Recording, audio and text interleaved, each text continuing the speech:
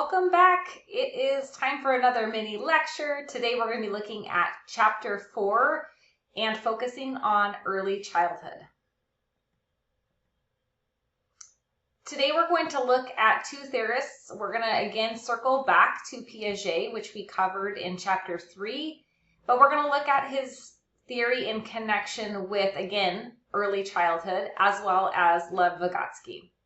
So starting out with Piaget and his pre-operational stage, he believed that children use symbols to represent words, images, and ideas. Operation or logical manipulation of information took place during early childhood or began during early childhood.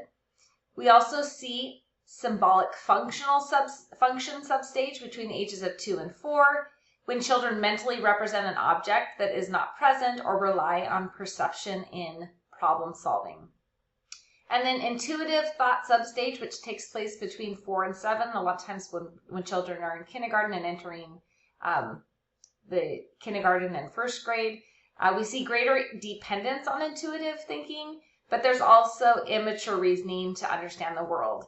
And I have a funny example that just happened last night related to that. I was with a young child at a lake, and there was a fountain that was spouting out water. And I asked the child why the water, what the purpose of the fountain was. Why was there water coming out there in the lake? And her response was that the fountain was watering the lake. That was its job. It needed a lot of water, and so the fountain was watering the lake. She had seen sprinklers, right? And sprinklers watered grass. And so her interpretation of the role of the fountain was to water the lake. So again, immature reasoning tied to trying to understand the world. All right, so there are some elements or tenets of pre-operational thought.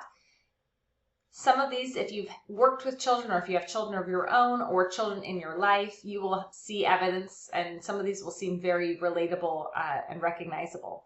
The first is pretend play, and this is where children learn and represent their learning. Egocentrism is a belief that other people have the same thoughts and perceptions that they do.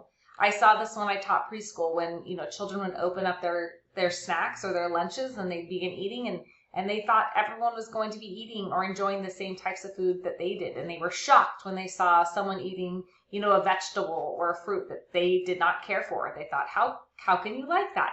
Don't you like these foods that I'm eating? Centration is focusing only on one characteristic of an object to the exclusion of all others.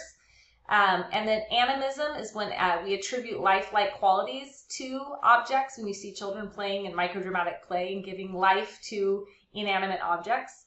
Transductive reasoning is inferring connections between unrelated situations. All right, conservation is an idea that actually pre-operational children are not capable of actually doing. So it's the ability to recognize that moving or rearranging matter does not actually change the quantity. And I want to give you an example of that in this next slide. So if we had two containers, the exact same size, filled to the same line of volume, right, we would say that those are equal.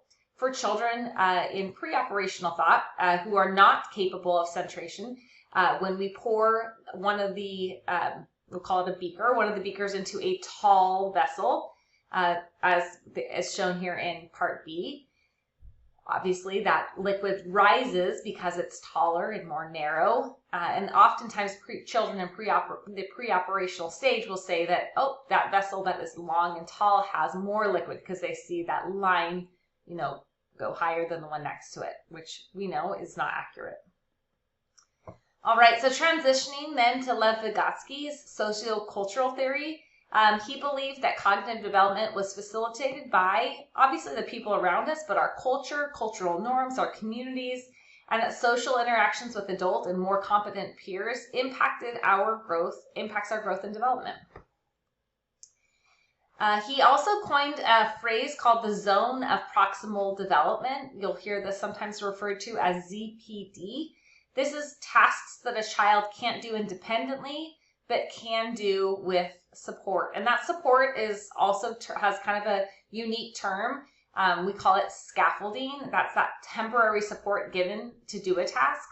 So for some of you who learned to ride a bike, balance was something that was probably tricky for you initially. So maybe when you were learning, you had someone holding onto the back of your seat or your handlebars to help steady you as you learn to gain that balance. You simultaneously pump your legs and learn to ride a bike. So that added support that was given to you is called scaffolding. Gradually, we want to decrease that support. We're always looking to kind of stay within that ZPD. We don't want to give children tasks that are too simple for them, and we don't want to give them tasks that are too difficult that they're going to feel unsuccessful at. And so we're always looking, again, to stay within that ZPD. Piaget believed that children should discover concepts on their own. So he kind of discounted that scaffolding or that parental or adult peer support.